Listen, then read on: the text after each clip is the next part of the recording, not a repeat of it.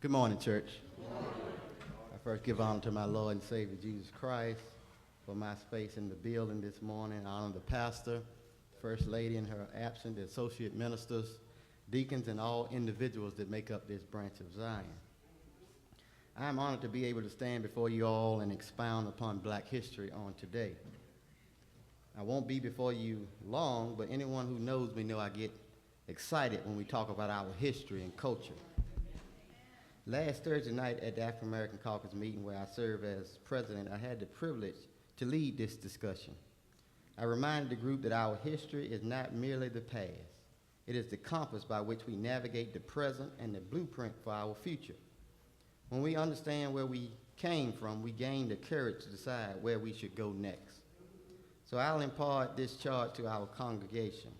Let our curiosity about our roots inform how we lead, how we serve, and how we build our community. If we stay true to that, our culture will continue to grow and our history will guide us towards a better tomorrow. As we reflect on the rich history and sacrifices made by our ancestors, it is our sacred duty to honor and celebrate our own heroes within the black community. We are the custodians of our heritage, entrusted with the responsibilities to recognize those who have paved the way for our progress.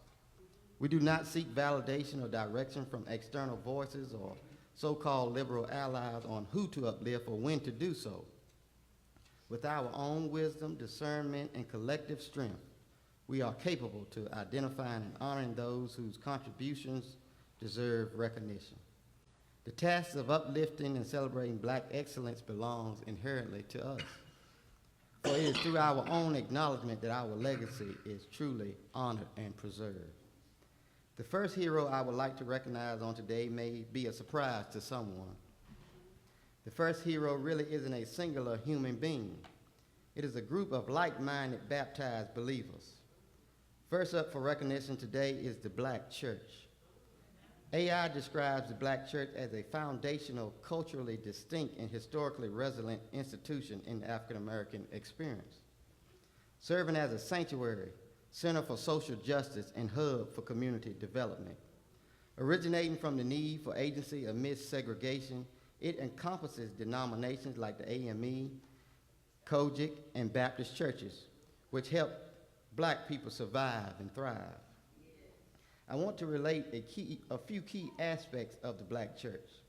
Its historical origins. The black church emerged as a response to exclusion from white churches, where enslaved people were forced into restricted areas, leading them to create their own spaces of worship and freedom, like our beloved Old Liberty Baptist Church. The role in the community. It has historically been the center of black life, supporting education, mutual aid, and business. Social and political action. It was and remains a powerhouse for civil rights, social justice, and community empowerment. Theological and cultural distinctiveness. It is characterized by unique traditions, music, preaching styles, and a focus on liberation, rooted in a synthesis of African traditions and Christianity.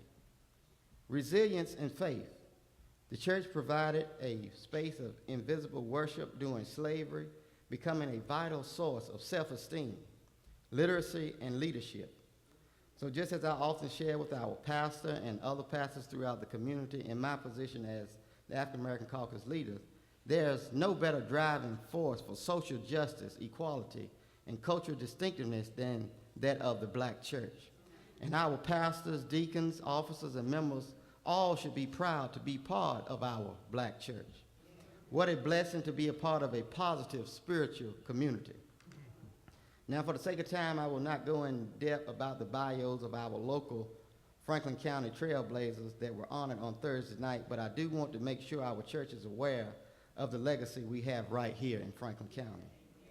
We have Dr. Bobby Richardson, an African-American trailblazer who broke barriers in our county as the first black chair of the North Carolina Democratic Party, a member of the Gilfield Missionary Baptist Church.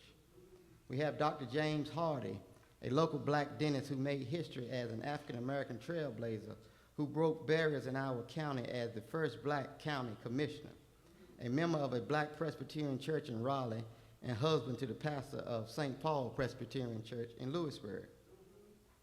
Dr. Felicia Hardy, an African-American trailblazer who broke barriers in our county as the first black chair of the Franklin County Democratic Party, the wife of Dr. James Hardy and president of the FACES organization, and pastor of the St. Paul Presbyterian Church in Lewisburg.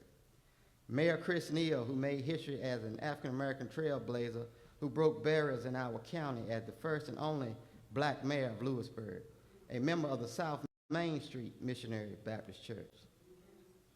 Kelly London, who made history as an African-American trailblazer who broke barriers in our county as the first black female county commissioner, the daughter of an Episcopal priest and English teacher.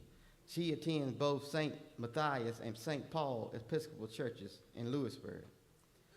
Dr. Elizabeth Keefe, an African-American trailblazer who broke barriers in our county as the first black female school board chair, a deaconess at the South Main Street Missionary Baptist Church in Lewisburg. Mr. Arthur Earl Johnson, an African-American trailblazer who broke barriers in our county as the first and only black sheriff of Franklin County. Mr. Johnson was a faithful member of St. Matthias Episcopal Church in Lewisburg and attended here at Old Liberty in the latter part of his life. Miss Rosanelle Eaton, the aunt to many here at Old Liberty, who made history as an African-American trailblazer who broke barriers in our county as the queen of voting and civil rights activism in Franklin County. Ms. Rosanelle was a former member of our sister church, New Liberty Missionary Baptist Church, prior to changing her membership to Faith Baptist in the Youngsville, Wake Forest area. This concludes my presentation on Black history this morning, but always remember that there is power in our black church, and we should always strive to stand on the right side of history.